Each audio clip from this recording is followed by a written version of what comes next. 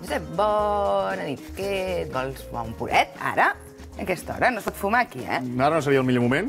No és que vingui d'una boda, és que et porto aquests purets i aquests cigarrets, perquè aquest és l'ofici de Carmen, de l'òpera Carmen de Bizet, o també del llibre de Mérimée, però aquesta no és la Carmen que veurem ni de bon tros a partir de demà a l'Art Santa Mònica, que fan una òpera que és For Carmen, 4 visions de Carmen, que transformen aquest clàssic que hem vist amb l'òpera tantes vegades. Són 4 Carmens fetes per 4 llibretistes i 4 dramaturgs.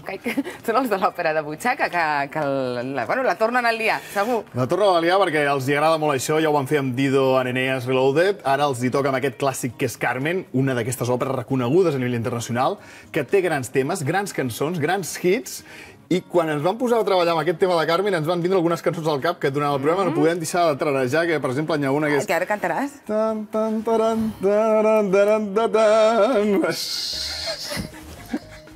És vergonya però sí que se't queden allà a dins i ja no te les pots treure del cap. Ara mateix els espectadors segurament no podrem treure's de cap aquesta cançó que mira com els de l'òpera de butxaca l'han versionat per aquest For Carmen.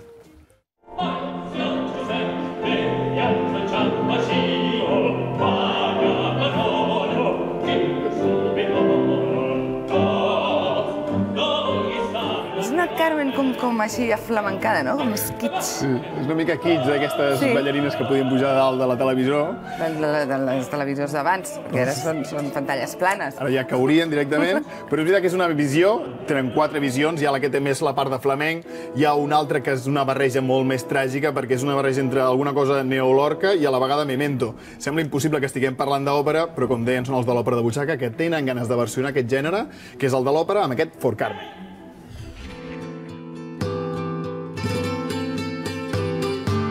For Carmen és 4 visions de 4 Carmens totalment diferents, 4 universos escrits per 4 llibretistes que no tenen res a veure entre ells, 4 compositors que no tenen res a veure entre ells i, malgrat tot, parlen només de la riquesa del mite de Carmen. Esteu a punt. Encara no. For Carmen comença amb una conferència on hi ha 3 conferenciants que intenten expressar la seva visió del mite de Carmen. Que és una ironia sobre les conferències, fan una conferència cantada amb 3 experts explicant-nos qui és Carmen des del punt de vista acadèmic per cadascun i defenent les seves opcions.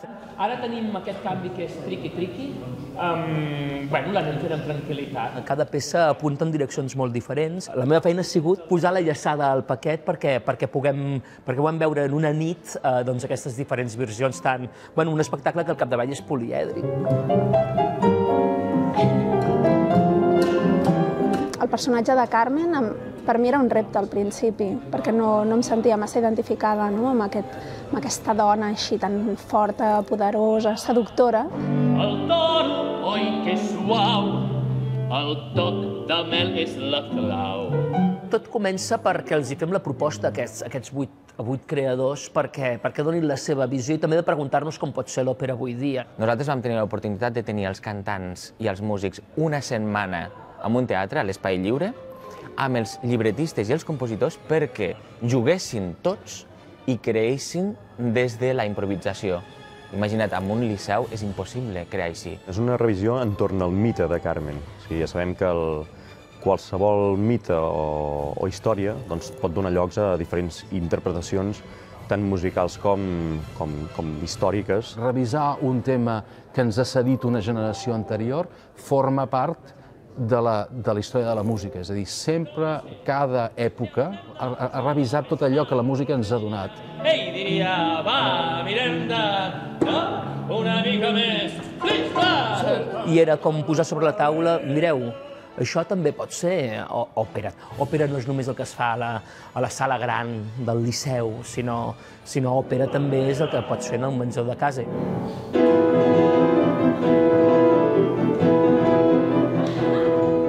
Que no totes les cantants poden fer de Carmen, és un paper prestigiós.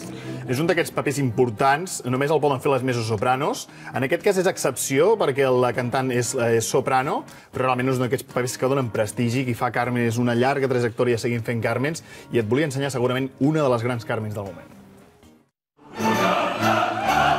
Si tu ne m'aimes pas, si tu ne m'aimes pas, je t'aime.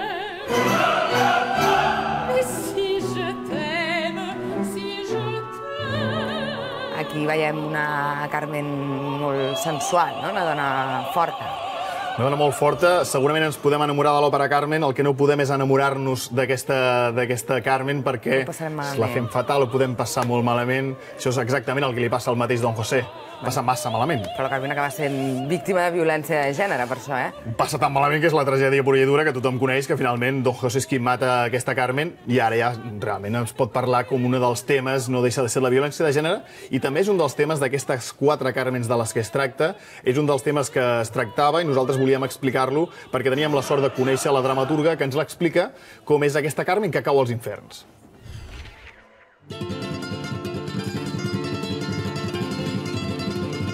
Què passaria si la Carmen, un cop ja morta, a l'infern, apareix Don José, què passaria entre ells? Tornarien a barallar-se, la tornaria a matar...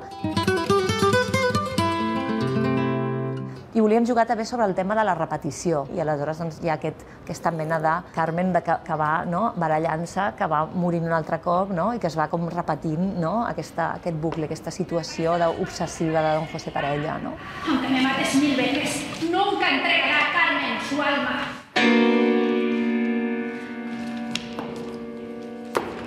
És una Carmen molt més tràgica, que lluita per defensar la seva pròpia llibertat. També apareixen les cartes del tarot, una mica tots aquests significats ocults, tota la part de la intuïció femenina que pot tenir el personatge.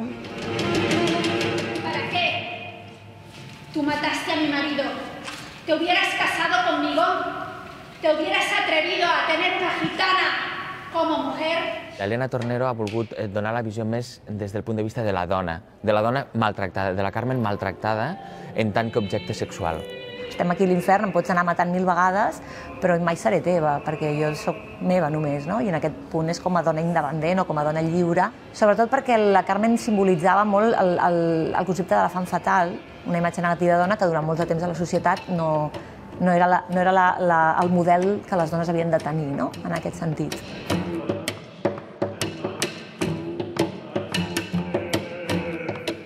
Josep, va, fins quin dia podem veure For Carmen? Són poquets dies, són 2 dies, a l'Art Santa Mònica, divendres i dissabte. És un moment al qual es donaran a conèixer. Al principi havia estat a Berlín, després al Festival de Paralada, perdona, al principi, després vam veure a Berlín i ara tenim la sort a Barcelona.